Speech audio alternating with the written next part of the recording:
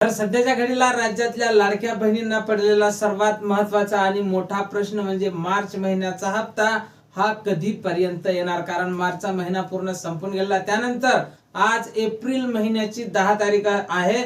अपेक्षित असं होतं की 10 तारखेच्या अगोदर जीआर येईल आणि 10 ते 12 तारखेपर्यंत वितरण होईल, पण आतापर्यंत जीआर आलेला नाही किंवा कसलीही घोषणा झालेली नाही। त्यामुळे लाडक्या बहिणींना आता मार्च महिन्याची आतुरता लागलेली आहे। तर लाडक्यांनो, तुम्ही बिलकुल काळजी करू नका। हा व्हिडिओ जर तुम्ही पूर्णपणे पाहिला तर तुमच्या लक्षात येईल की या हप्त्याचं वितरण कधीपर्यंत होईल। व्हिडिओ अगदी थोडासा असणार आहे, महत्त्वपूर्ण आणि माहितीपूर्ण असणार आहे, त्यामुळे व्हिडिओ कुठेही स्किप न करता शेवटपर्यंत पहा। नमस्कार, मी भाऊसाहेब गोडे स्वागत करतो तुमचं लाडकी बहीण योजनेच्या एका नवीन व्हिडिओमध्ये। आणि आपल्या चॅनलवर तुम्हाला लाडकी बहीण योजनेसंदर्भात महत्त्वपूर्ण माहितीचे व्हिडिओ नेहमीच पाहायला मिळत असतात।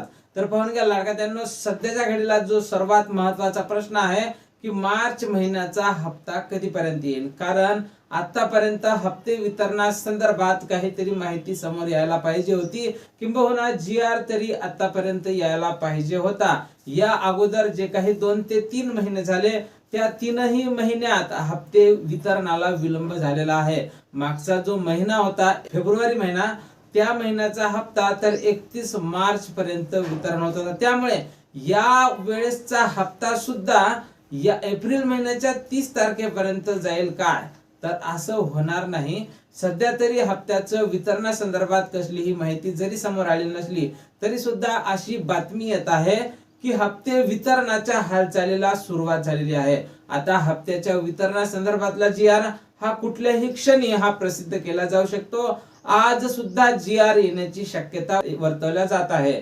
तर आज जर जीआर आला नाही तर उद्या शनिवार आहे, मग रविवार आणि सोमवार पर्यंत कोणत्याही परिस्थितीत जीआर हा प्रसिद्ध केला जाणार आहे।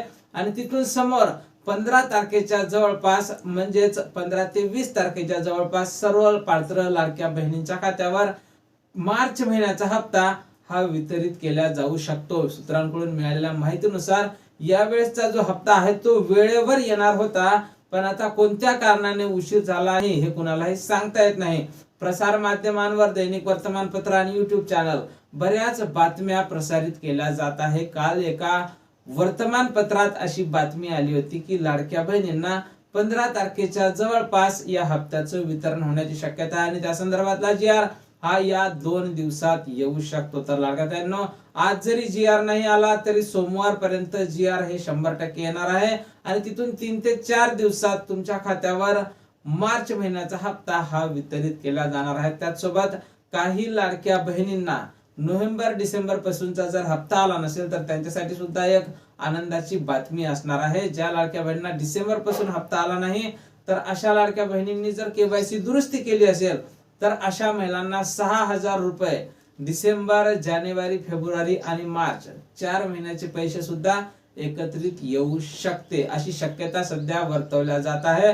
पण या संदर्भात कुठेही अधिकृतपणे माहिती समोर आलेली नाही, पण ह्या बातम्या सध्या वर्तमानपत्रात ट्रेंड करत आहे की ज्या महिलांची केवायसी दुरुस्ती झाली असेल अशा महिलांना डिसेंबर पासूनचे 4 हप्ते एकत्रितपणे येऊ शकते। तर आता राहिला मुद्दा सर्वात महत्त्वाचा की मार्च महिन्याचा हप्ता हा कधीपर्यंत येईल। तर लाडक्यांनो, 15 तारखेच्या जवळपास मार्च महिन्याचा हप्ता हा येण्याची शक्यता आहे। आणि यासाठी कोण महिला पात्र असतील तर ज्या महिलांना आतापर्यंतचे हप्ते सुरळीत आले असतील किंवा ज्या महिलांची केवायसी चुकीची झाली होती त्यांनी जर आता केवायसी दुरुस्ती केली असेल तर अशा सर्वच महिला आता समोरच्या हप्त्यासाठी पात्र असणार आहे।